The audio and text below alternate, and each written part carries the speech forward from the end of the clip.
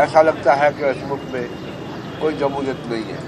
جس کو چاہو پکڑو، جس کو چاہو جیل میں ڈالو اور بعد میں پوچھا جائے گا.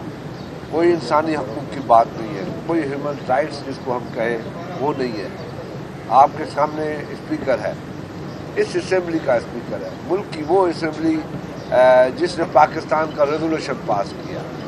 ساری اسمبلیاں قانوناً آئیناً برابر ہے، مگر کوئی ایسی جگہ ہوتی ہے جہاں کا احترام سب سے زیادہ ہوتا ہے.